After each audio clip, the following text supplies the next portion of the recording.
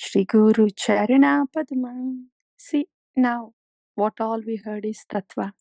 Everything is vertical relationship. Yeah. And everything is for Guru and Krishna. This is all Tattva. So when we get grounded in Tattva like that, we are sensual beings. We have emotions. Soul has emotions, and all those emotions are transcendental, vertical to the eternal objects. When they come out, those are called mellows.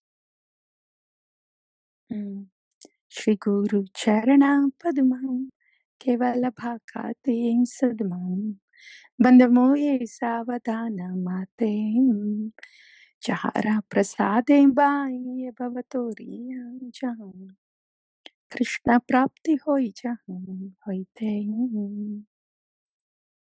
Gurumukha Padma Vakyam Chitate Koriyaikyam Arnam Koriho Manim Asham Shri Guru Charane Hritim Aise Uttamang Gatim Jai Prasade Purim Sarva Asham Chakshudan Dilo Jai Janme Janme Prabhu Singh Divya Jnani Hride Prakashito. See, when we have to capture the signals, I see if one has a television, and to capture the signals, these antennas, they have to be in specific direction to catch the signals, and those antennas have to come up. So then you move it around so you get the signals. You get the signals the most. And you want to get those fine signals also. Then you go up, antenna. So direction to get the signal, and depth of the signals is all obtained. And there is a specificity to it. I like that. So the direction of mercy, in what direction the mercy is coming from Bhagavan, where is it getting in depth, that is Guru. Yeah, we tune accordingly to that direction and to that depth. In that direction, we focus, we capture, we get mercy. And then by raising the antenna up, we get the depth of that mercy. That is all through Shri Guru. That's when Shakshudan Dilo Jai Janme Janme Prabhu say happens. Then Prema Bhakti Jaha Hoite Avidya Vinasha Jate happens. Vedagaya Hara Charitam Shri Guru Karuna Sindhu Adama Janara Bandhu Lokanath Lokera Jivanam Ha Prabhu Korudaya De More Padachaya Ebijashku Shutri Bhuvana Srila Prabhupada Patita Pavana Gurudev Hoyilo Sharana Jai Prabhupada Jai Prabhupada Jai Prabhupada Srila Prabhupada Jai Guru Devan Jai Guru Devan Jai Guru Devan Jai Guru Devan Shri Guru Bhyo Vanchakalpatarubhyascha Kripa Sindhubhyo Patitana Pavanebhyo Vaishnavebhyo Namo Namaha.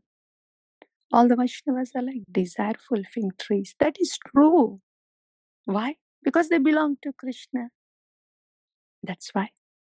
Bowing down to all the Vaishnavas, taking the dust from the lotus feet of Vaishnavas, smearing on the head and dancing in joy. Vaishnavera pada dhuli, tahimora snana keli, tarpan mora, Vaishnavera nama, dhanamora nityananda, patimora gaura chandra, pranamora yugala kishoram.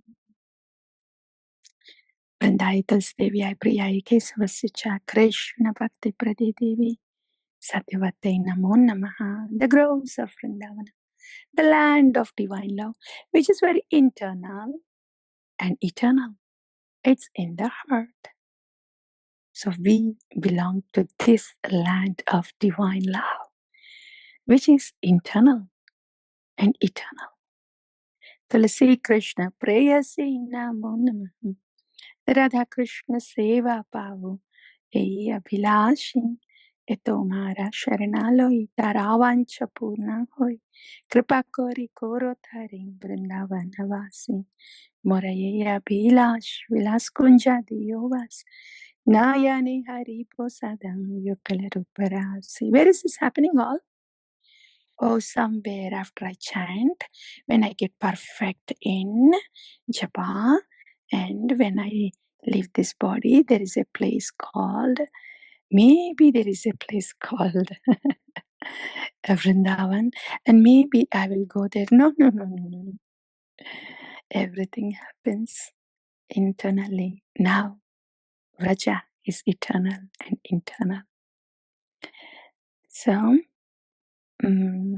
સખીરનુગત્ય કરો એ નિવેદન ધારો સખીરનુગત કરો સેવાધિકારો દિયો કોરો નિજ દાસી દીન કૃષ્ણ દાસે હોય એના મોરા હોય શ્રી રાધા ગોવિંદ પ્રેમ સાદા એના વાસી.